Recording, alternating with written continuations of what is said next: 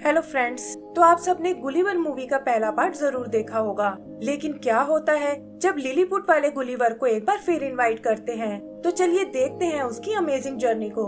तो मूवी शुरू होती है लिलीपुट टाउन से, जहां हम उनके प्रेजेंट किंग एडवर्ड को देखते हैं और वो आज एक इम्पोर्टेंट अनाउंसमेंट करने आया है। वो लोगों को बताता है कि गुलिवर को यहाँ से गए 40 साल हो चुके हैं और हमारी भविष्यवाणी के अनुसार आज वो हमसे मिलने दोबारा आने वाला है। वो उन्हें गुलिवर के पुराने किस्से याद दिलाता है कि कैसे उसने अपने साइज का फायदा उठाकर टाउन की बहुत सी प्रॉब्लम सॉल्व की थी और साथ ही उनके दुश्मन ब्लेफुस्को को भी अच्छा सबक सिखाया था। आगे एडवर्ड बताता है कि इस बार भी वो जायंट हमारी बहुत मदद करने वाला है और ये सुनकर वो सब खुशी से नाचने लगते हैं। उसके स्वागत के लिए वो बहुत सी तैयारियां करते हैं, जिसमें एक बड़े साइज का गेट भी शामिल है और जल्दी ही वहाँ लोगों की भीड़ लग जाती है। यहीं हम मार्सी नाम की एक लड़की को देखते हैं जो खुद भी उस जायंट को देखने के लिए बहुत एक्साइटेड है और तभी एक गन गुलिवर के आने का इशारा देती है।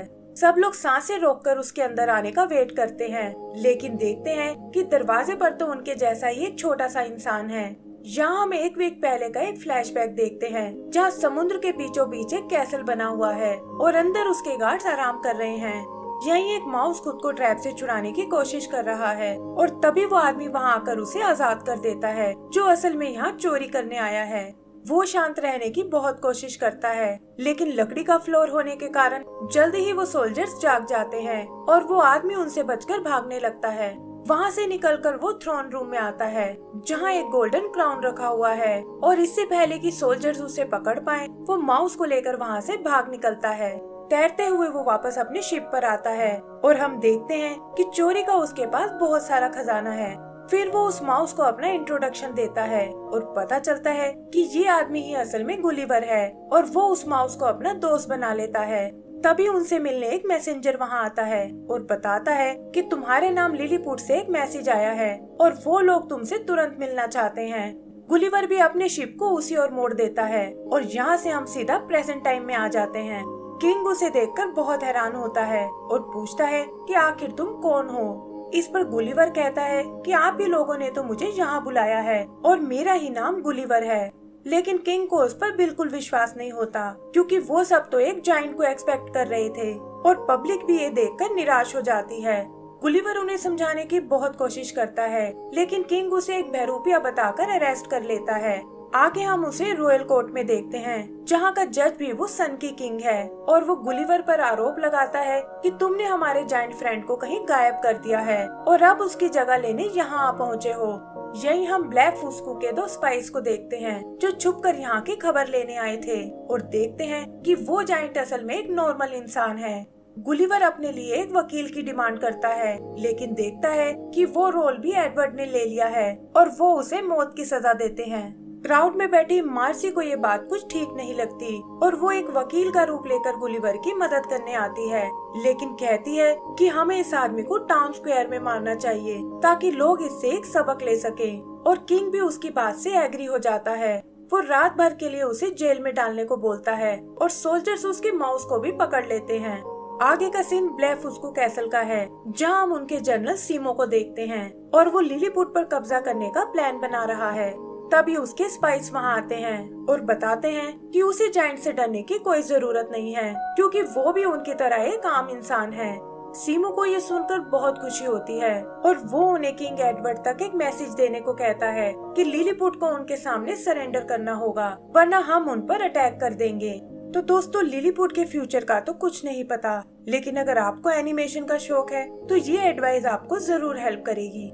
एनिमेशन मूवीज का शौक रखने वाले उसको बिजनेस बनाकर सीखकर आगे बढ़ना चाहते हैं और मैं अपने शौक को पूरा करने के लिए बुक समरी सुन रही हूँ, जिसका नाम है क्रिएटिविटी इंक और ये अवेलेबल है कुकू एफएम ऐप पर। कुकू एफएम इंडिया का number 1 audio show summary platform है, जिस पर 4000 से भी ज्यादा ऑडियो बुक्स हैं और मैं खुद भी ये ऐप काफी टाइम से यूज कर रही हूँ।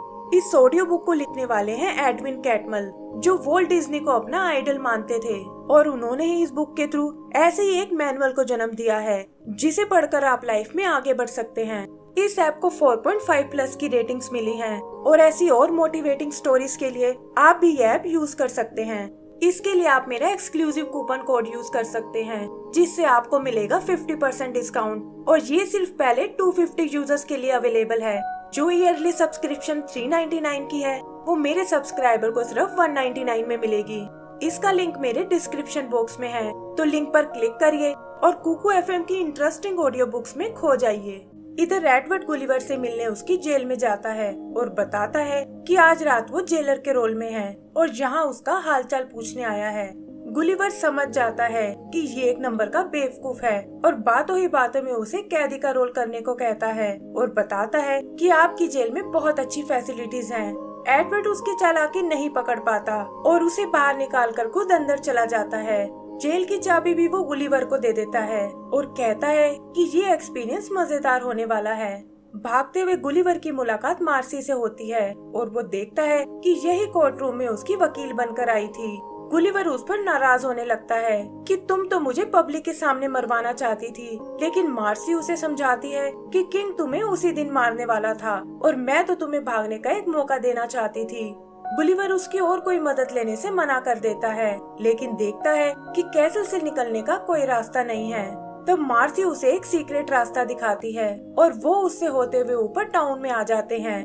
उधर सोल्जर्स के समझाने पर किंग को अपनी गलती का एहसास होता है और वो उनसे जल्दी गुलिवर को पकड़ने को बोलता है, लेकिन मार्सी और गुलिवर बचते हुए टाउन से बाहर निकल जाते हैं। वहाँ मार्सी उसके आगे का प्लान पूछती है और गुलिवर बताता है कि उसे यहाँ एक खास आदमी से मिलना है। मार्सी समझ जाती है कि वो अपने दोस्त फ्रीलोक की बात कर रहा है और बताती है कि लोग तुम्हारी दोस्ती के बारे में सब जानते हैं। फिर वो दोनों फ्रीलोक के पास जाने लगते हैं और गुलिवर नोटिस करता है कि यहाँ सब कुछ बहुत बदल गया है।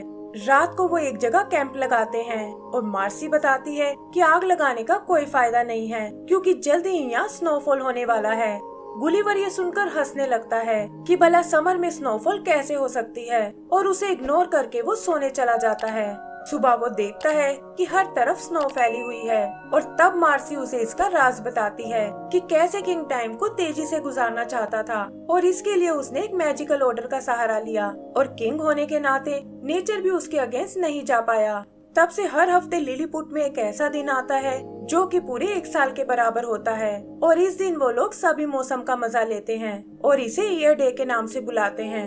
इस पर गुलिवर पूछता है कि आखिर किंग टाइम की स्पीड को क्यों बढ़ाना चाहता था और मार्सी इसका जिम्मेदार गुलिवर को ही बताती है क्योंकि उसने 40 साल बाद आने का वादा किया था, लेकिन किंग इतना इंतजार नहीं करना चाहता था और उसने ऐसा तरीका ढूंढा जिससे 40 साल जल्दी से बीत जाएं। तब गुलिवर उसे बताता है कि मेरा किसी भविष्यवाणी से कोई लेना देना नहीं है और मैं तो यहाँ अपने दोस्त फ्रीलोक के कहने पर आया हूँ। फिर वो जल्दी ही फ्रीलोक के घर पहुँच जाते हैं, लेकिन गुलिवर देखता है कि वो तो पहले से बहुत बूढ़ा हो चुका है, जबकि वो दोनों एक ही एज के थे और समझ जाता है कि ये सब ईयर डे की वजह से है।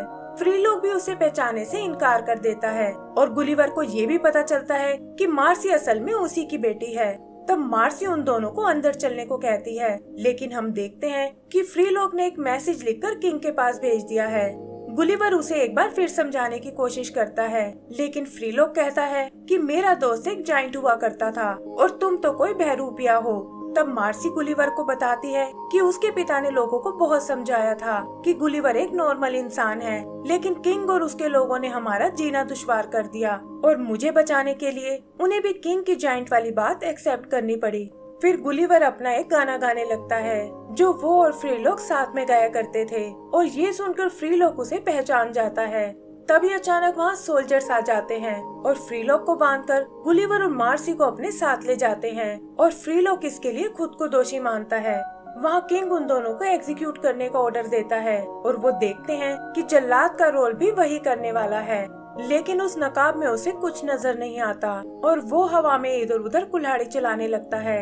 इधर मार्सी गुलिवर से माफी मांगती है और उसे बताती है कि तुम्हें वो लेटर मैंने ही लिखकर भेजा था ताकि मैं तुम्हारी सच्चाई जान सकूं। किंग भी नकाब उतारकर उन्हें मारने आता है, लेकिन एक गार्ड उसे बताता है कि ब्लेफुस्कू के स्पाइस आपसे मिलने आए हैं और वो तुरंत उनसे मिलने चला जाता है। स्पाइस उसे सीमो की वार्निंग के बारे में बताते हैं, लेकिन किंग उन्हें ये कहकर भगा देता है कि हमारा जायंट फ्रेंड वापस आ गया है।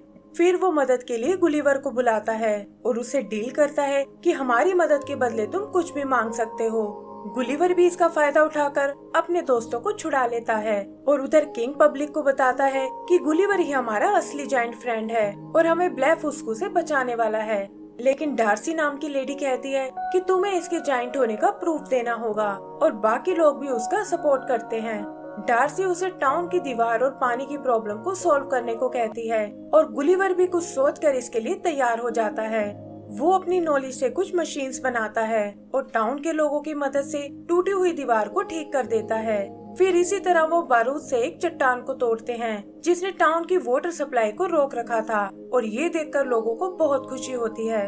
तब गुलिवर उन्हें समझाता है कि जायंट का मतलब बड़े हाथ पैर होना बिल्कुल नहीं होता और हम अपने काम और हिम्मत से जायंट बनते हैं, जैसे कि आप सब लोग हो जिन्होंने ये प्रॉब्लम सॉल्व करने में मेरी बहुत मदद की है।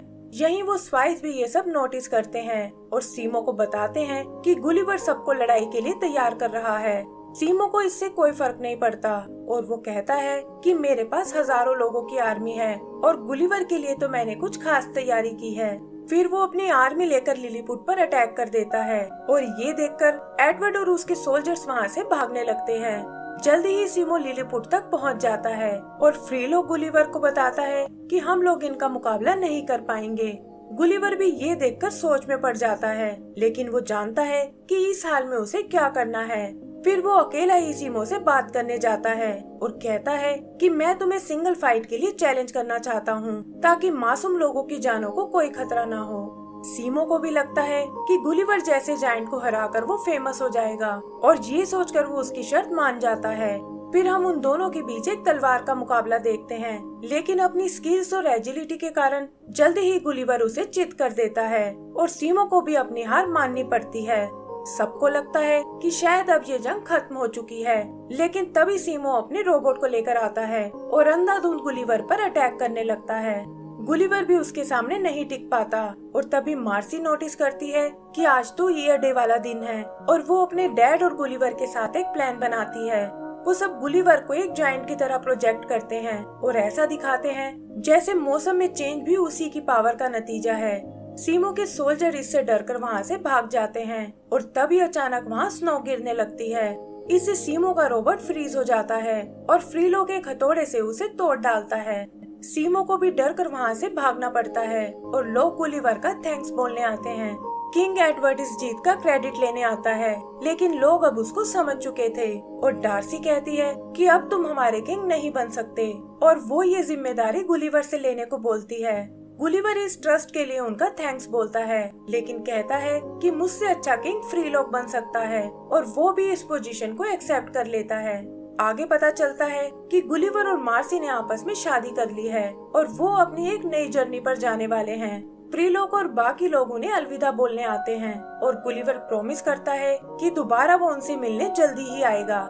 एंड सीन में हम उन्हें अपनी जर्नी पर आगे बढ़ते हुए देखते हैं और इसी के साथ हमारी ये मूवी खत्म हो जाती है। तो दोस्तों, उम्मीद करती हूँ आपको ये मूवी पसंद आई होगी और जैसा कि मैंने बताया, कुकू FM ऐप को जरूर चेक करिएगा, जिसका लिंक हमारे डिस्क्रिप्शन में है।